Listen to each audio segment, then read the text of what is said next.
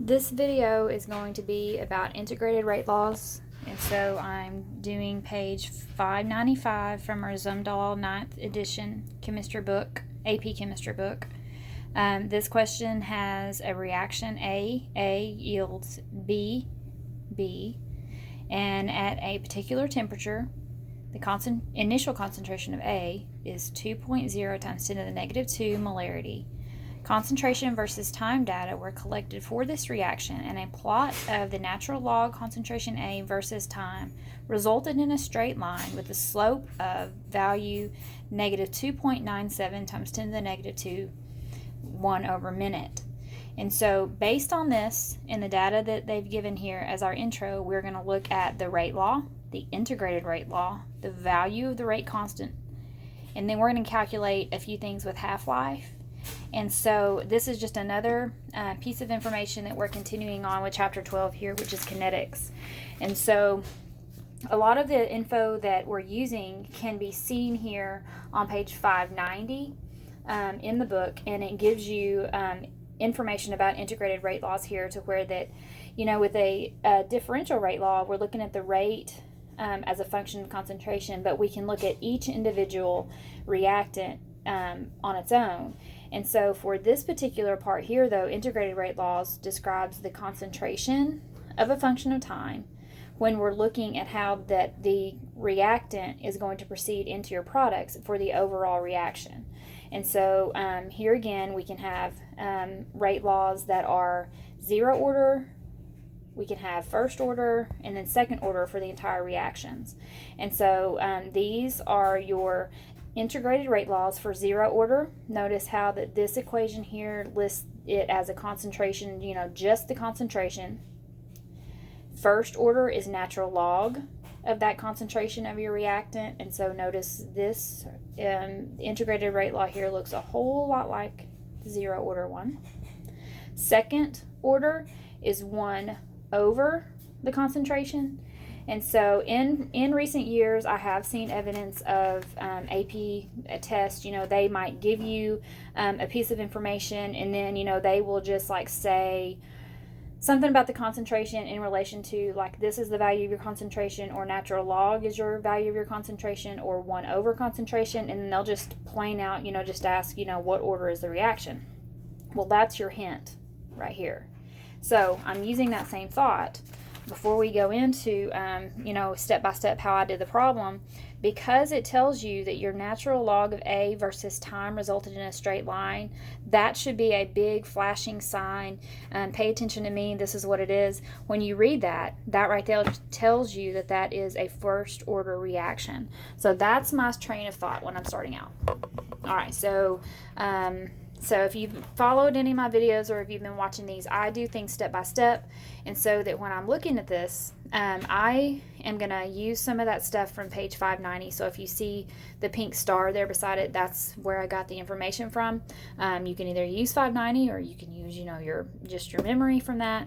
But I did a quick little intro here to where that I could find this in my mind.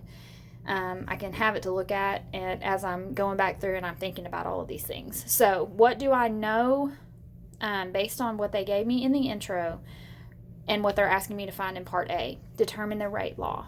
Okay, so instead of going through and doing the calculations from experiments like we've done in the past, this right here gives me all I need to know about my rate law. Because this is a first order reaction, because of that linear slope of the natural log of that concentration, then I know that my rate law is going to be first order. So just directly writing the rate law in the standard form that we used from the first couple practice problems, my rate is going to be equal to K concentration of A. Nothing up here because it's first order. Second part it asks you to do is write your integrated rate law. Well, here again, this in the intro gave us all we need to know about writing the integrated rate law. It might not seem, as you reading the question, that it gives you enough information in the book problem to get to an integrated rate law, but you just got to know what you're looking for. So because they gave us this jewel of information, we now know, and you can look on page 590 because there's the star. This is the integrated rate law for first order. So I can look, and that is my equation. So then, how do you find your rate constant? Well, the slope of the natural line, or natural log of A versus time plot is going to be, in disguise, your rate law or rate constant. So looking at the rate law, we've done calculations before on how to find this rate constant. So in this particular part, what we're going to do is take the slope that they gave me, and I'm going to use that as negative k to figure out what my rate constant is going to be. So I'm just taking the information that they gave me in the question, negative 2.97 times 10 to the negative 2, 1 over minute. If I put that negative slope in there, that gives me my rate constant, and so that's why I equated that my k value here is a positive 2.97 times 10 to the negative 2, 1 over minute. So all three of these things are just by using what was given in the intro paragraph of the question. So let's get into part B. Calculate the half-life of this reaction. Here again, if I look on page 590, or maybe I've already committed it to memory, if I know that a reaction is first order, then I have an equation that I can use for the first order half-life. So my half-life is going to be 0.693 over k. So if I plug in that value and divide by my k value, I get that the half-life of this particular reaction is 23.3 minutes. So think about what half-life is. That means, a lot of times you can use a pie chart to talk about half-life. And so think about half-life. This is 100% of your entire or the concentration of A. If you have a half-life at 23.3 minutes, half of this is gone. So 50% of it is gone after 23.3 minutes. So that means that this is your remaining concentration.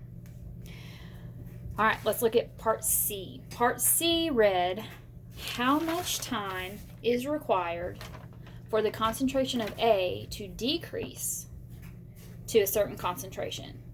And so I've actually got this worked out two different ways. I want to look at it the long way first, just so that we can talk about each particular step, because we've never really talked about how concentration changed based on half-life just yet. And so this gives us a chance just to talk about it, little by little. So it says how much time is required. So that tells me that I'm thinking about it in terms of a half-life, because I know from part B that if I start at my initial concentration of 2 times 10 to the negative 2 molarity from the question itself, that tells me that in 23.3 minutes, half of it's gone. So think about, what is it telling you you're going to? So first off, this is the information that was given. It's in first order. So I think, and my train of thought says, just to think about what is your change in concentration. And to think about a change in concentration, I personally, this is just Miss Marlin talking, I use a percentage. So think about how much of it is gone if you're getting to, this particular concentration change. So in my class, I use a part over a whole for percent. Part over whole times 100 gives you percentage. Sometimes you might have heard of the part of is over of times 100 gives you percentage, something like that. So what is your concentration right now, or what part do you have right now? That's the part that's given in the question. So I'm going to start with the 2.5 times 10 to the negative 3 is my concentration. What is the whole concentration, or what was it? My initial concentration was 2 times 10 to the 2.0 times 10 to the negative 2. So that gives me 0.125, or 12.5% is remaining. So when I get to this concentration, this is how much of that original part I have. So in my own mind, if I'm thinking about that according to that percentage, how much of the reaction has completed if this is what you have left over? Well, 100% total minus what you've already gotten to means that this reaction is 87.5% complete. I can think about that amount according to half-life. And so if I use a pie chart, I've got that you're starting out as a whole concentration, remember the 2.0 times 10 to the negative 2, the first half-life is going to take off 50%. Second half-life takes off another 50% of that, okay? So that's how that I say when I get to the third half-life, I've got 12.5% of that left over from what I started with originally. That's exactly what I have here. So this diagram here, this visual, gives me the idea that I have 3 half-lives that have to complete to get to that magic concentration that's listed at the top. Now, I'm going to use the half-life equation to calculate the time. So if I have 3 half-lives, 3 times the half-life of 23.3 minutes gives me 69.9 minutes. So if you're ever on an AP question that says justify your answer, well, based on the value of the completion of 87.5%, it will take 69.9 minutes to decrease the concentration of A to 2.5 times 10 to the negative 3. So that is how that you would go through stepwise, and this is my own train of thought as I'm going through step by step on how that is changing based on that time. But let's say that you have a really good grasp of half-life, and this is no big deal to you. You're just kind of looking at this in terms of, well, how do I use the information that I already have written? So if we have an alternative method here, by knowing right here that this reaction is first order, what if you want to hop right into the integrated rate law? Because you can do it this way as well. If you know that this is your integrated rate law, and you know your concentration of A, or, because that's the 2.5 times 10 to the negative 3 that they're wanting you to find, you know your initial concentration, you know your K value, you're solving for T. So algebraically, I want to rearrange my integrated rate law here to where I'm going to solve for T. So that means I'm going to take this over to the other side. And then I'm going to move negative K over so that I'm solving for T. So after I've cleaned this up, and you guys may not do this way, this is fine. I myself like to rearrange my variables just to make sure, number one, that I'm looking at the units correctly. Number two, it's just that security blanket for me. If you don't want to do it, that's fine. So if I rearrange this according to my own thought, T is going to be equal to the natural log of your 2.5 times 10 to the negative 3, which is your concentration, divided by your initial concentration. Then you're going to divide by that negative K. If I simplify, natural log of the 0.125, which that should look familiar from what I told you how I did it the first time around. That's the exact same proportion that we got. I'm going to divide by my negative K, and I get a time of 70 minutes, which is really, really close to what we got the first time around. So, I would say both answers are legitimate. So, in looking at this allows us to look at an integrated rate law and figuring out, according to time lapse, how much of the concentration is going to change based on, how is this decaying according to this half-life. If you have any further questions about number 38 from page 595, you just leave me a comment, hit me up on email. Any of those things can be used, and I'll be glad to help you out. See ya.